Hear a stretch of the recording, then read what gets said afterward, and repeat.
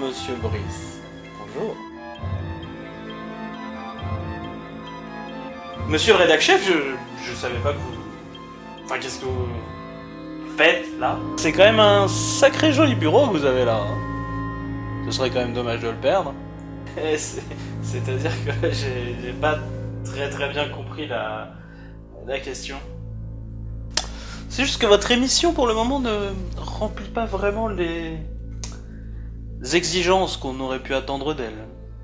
Mais c'est normal, ça prend du temps, vous savez, c'est... Qu'est-ce qu'on va faire, du coup? Bah, ce qu'on va faire, c'est qu'on va déjà un peu essayer de minimiser la casse. Hein? Une émission par semaine, c'est quand même beaucoup, non? Je verrais plutôt une émission mensuelle, voilà. Et vos petites critiques, là, hein? Vous me les virez, hein? Oui, mais c'est quand même bien, les critiques. Enfin, je veux dire, ça montre qu'on connaît les... Non, ça fait pas très sérieux, vous comprenez? Et si on est très corporate, vous comprenez? Oui, je sais que vous aimez bien vos petites critiques, mais... Les gens, ils sont pas là pour... À la limite du cinéma, c'est bien le cinéma. Continuez sur le cinéma. Et aussi, hein, éventuellement quelques petites choses sur les sociétés. C'est bien les sociétés, ça rapporte de l'argent. Mais les œuvres... Hein? Qui ça intéresse, les œuvres? Non. Faites ce que je dis, et on verra si on peut éventuellement continuer. Voilà.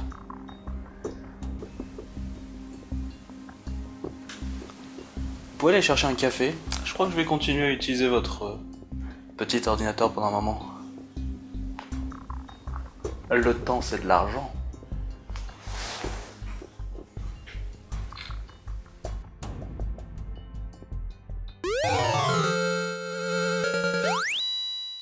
X-Men Apocalypse sera un film PG-13, à savoir interdit aux moins de 13 ans aux États-Unis. Le film Doc Savage de Shane Black veut rester dans le contexte chronologique des pulps de l'époque, donc à savoir dans les années 30-40. Du côté de Netflix, plusieurs nouvelles. On annonce déjà une série Punisher, ce qui est une très bonne nouvelle. On a aussi donc la série The Defender, donc qui devrait réunir plusieurs héros de chez Netflix, qui devrait être tournée fin de cette année 2016. Et on a aussi la série Jessica Jones, qui vient de remporter un Peabody Award du meilleur divertissement. Par contre, pour l'instant, aucune chance, d'après les scénaristes du film Avengers Infinity War, de voir les héros de Netflix débarquer.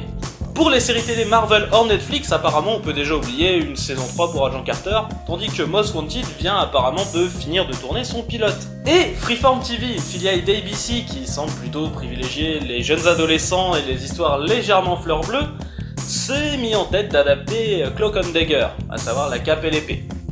La saison 2 de Supergirl n'est pas encore annoncée, mais au vu des coûts de production qui sont assez lourds, et aussi de la chute d'audience qu'il y a eu tout au long de la saison, il y a une chance non nulle pour que la série atterrisse sur la CW. Et avec forcément une perte de moyens. Hein. Le comics The Boys pourrait être adapté en série sur la chaîne payante Cinemax, et avec Seth Rogen dans le projet.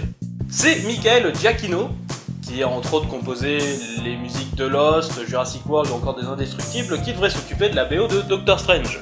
Adam McKay devrait s'occuper d'une adaptation d'Irredeemable, alias Irrécupérable en français.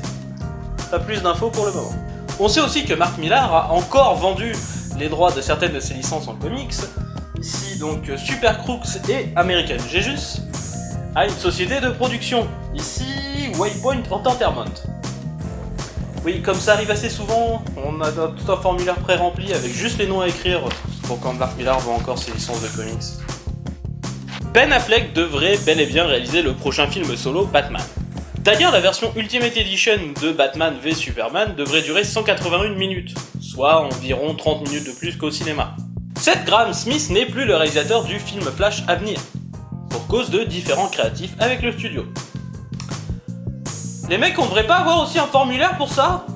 Le prochain film Spider-Man a trouvé son titre. Il s'agirait d'Homecoming, retour à la maison. Ah ah, comme c'est malin et spirituel, et devrait contenir Robert Downey Jr., alias Tony Stark, dans son film. Karl Urban, dernier interprète du Judge Dredd, confirme la chose, il y aurait bien des discussions pour l'avenir du Judge sur l'audiovisuel. J'ai qu'une chose à dire. Vous êtes prêtre recrue? Je le suis. Votre évaluation commence maintenant.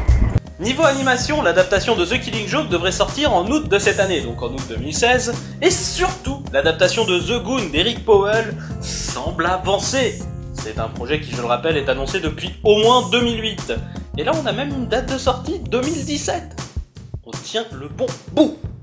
Niveau jeux vidéo, une compilation des 2 premiers jeux Batman Arkham devrait bientôt sortir sur PS4 et Xbox One. Et la 3ème saison des jeux The Walking Dead de Telltale devrait se rapprocher plus dans l'esprit de ce qu'on a actuellement en comics, à savoir une ambiance un peu plus post-apocalyptique. Commençons par Vertigo, chez qui ça bouge beaucoup, que ce soit de bonne aloi ou assez inquiétant. Au début du mois, des annonces avaient été faites concernant la branche mature de l'éditeur DC, avec l'annonce d'une nouvelle collection intitulée Young Animals. Cette dernière contiendrait 4 séries pour le moment. Une série Doom Patrol à l'ambiance très Grant Morrison scénarisée par Gerard Way, du groupe My Chemical Romance et surtout de The Umbrella Academy, et dessinée par Nick Derrington, de Madman Atomica, qui débarquera en septembre.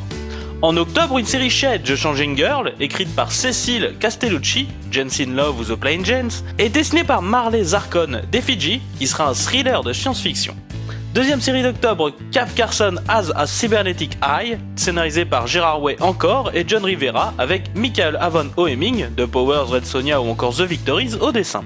Le 4ème titre, Mother Panic, est lui aussi scénarisé par Gerard Way et Jody Houser d'Orphan Black, et mis en image par Tommy Lee Edwards de 1985, Turf ou encore Suicide Risk.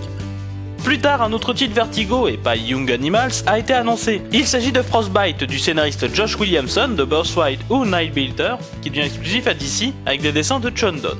Mais plus que les annonces de titres, c'est surtout le fait que DC ait décidé de restructurer Vertigo qui a fait parler de lui, en virant Shelley Bond, présente chez Vertigo depuis 1993, soit le début de la ligne, et qui était devenue l'éditrice principale depuis 2012.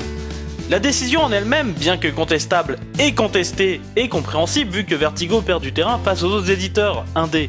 Mais cela a une conséquence inattendue chez DC, puisque de nombreux témoignages de femmes se sont levés contre un autre éditeur de DC, Eddie Berganza, qui est connu pour harceler les femmes, et qui lui pourtant est toujours en place, alors que tous ces faits, ou plutôt méfaits, sont connus depuis des années. Pourquoi virer Shelley Bond, qui a toujours fait du bon travail mais dans des conditions difficiles, et garder Eddie Berganza, dont le comportement est connu de tous depuis des années? Voilà la volée de bois vert que subit DC en ce moment. Bon, continuons sur DC et sur sa ligne super-héroïque ce coup-ci. Elsa Chartier s'occupera de dessiner le numéro 30 d'Harley Quinn avant sa relance sous Rebirth en juillet prochain.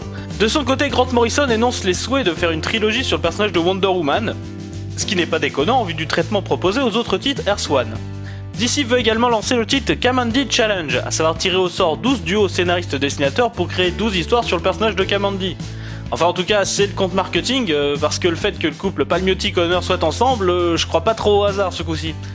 De même, DC vient de s'associer avec Trajectory Inc., société distribuant bon nombre de livres numériques, ce qui pourrait éventuellement devenir un service mondial, avec l'idée de proposer cela donc forcément en ligne, mais aussi aux bibliothèques. En tant que bibliothécaire en devenir, je suis à fond pour cela, mais bordel, ils vont chier avec la réglementation française s'ils essayent chez nous.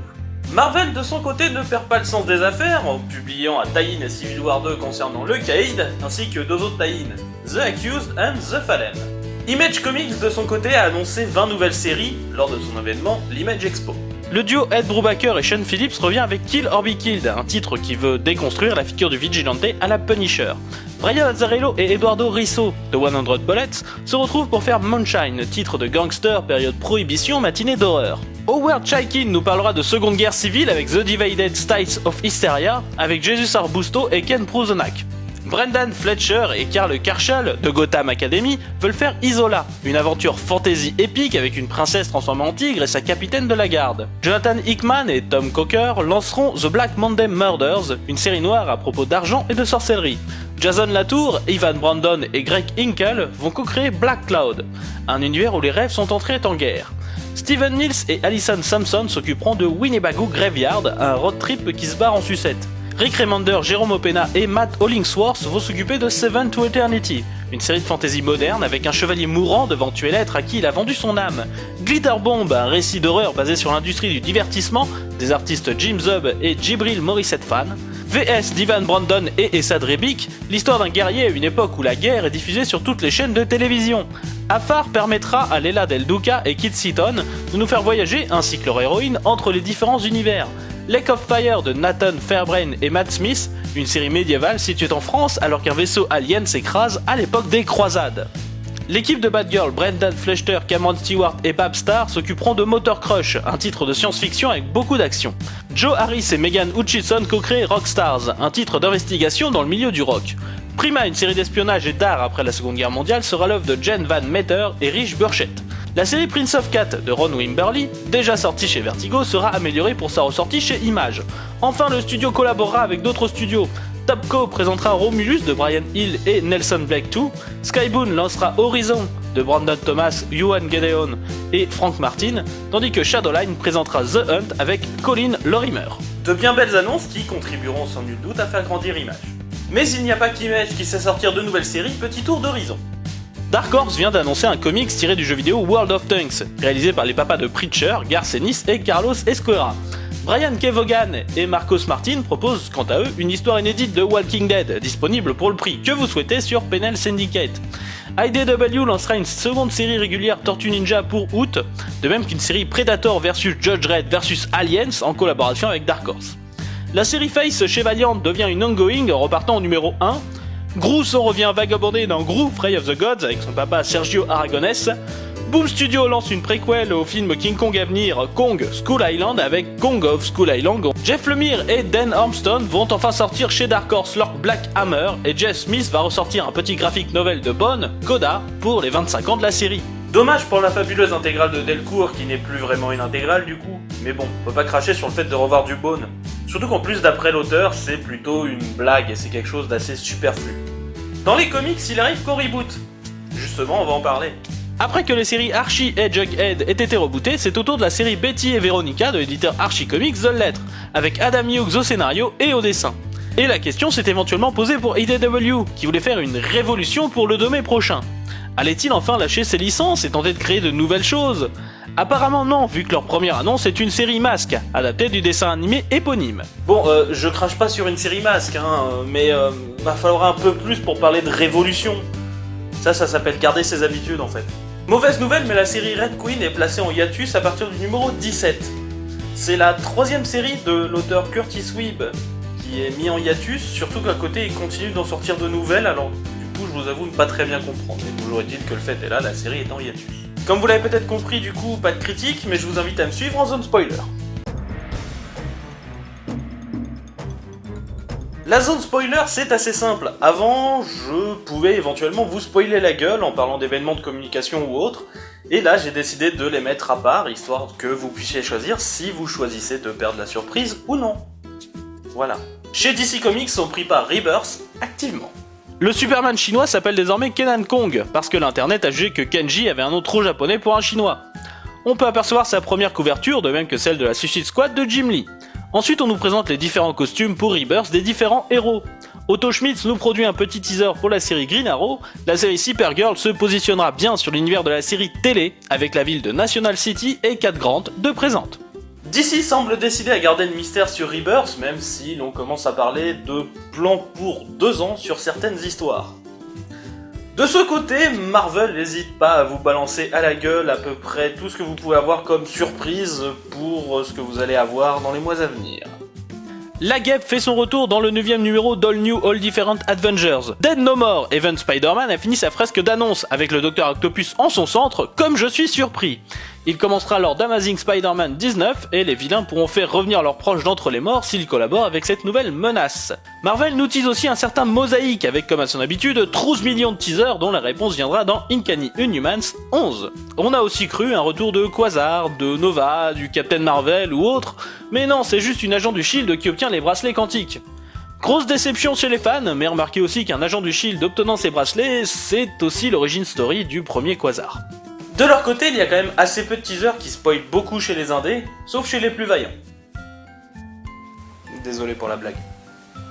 Valiant de son côté nous tease les Psylords pour 2017. Les Psylords étant des personnages du 41e siècle nés dans la série Rai on the Future Force dans l'ancien univers Valiant, je ne peux m'empêcher de penser que le retour est lié à l'event actuel 4001 AD, qui se déroule, comme dit dans son titre, à la même époque et avec Rai aussi, bien que cela ne soit pas dit dans le titre. Et voilà, c'est la fin de cette émission, et bien qu'on m'a interdit d'y faire apparaître mes critiques, je l'ai fait quand même, mais ailleurs. Du coup, bah, je vous souhaite d'aller les regarder, et puis bah aussi, lisez bien, et à la prochaine.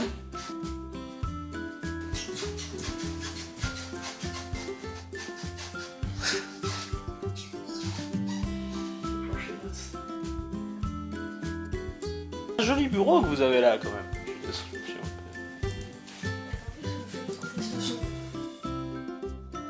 X-Men Apocalypse sera un film PJ. Ah. Voilà. Le comics The Boys pourrait être... Ah. J'ai qu'une chose à dire. Ok, are you ready? You don't look ready.